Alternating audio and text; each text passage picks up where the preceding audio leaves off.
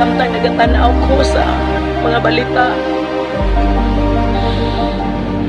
calamity upon calamity around the world.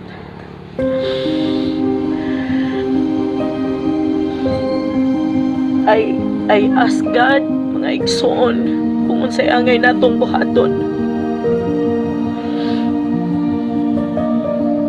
One word appear in my very own eyes.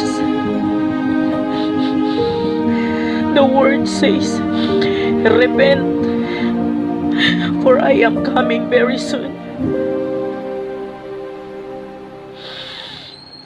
God is calling us, brothers and sisters around the globe, to repent, surrender your life to Jesus, surrender our whole life to Him.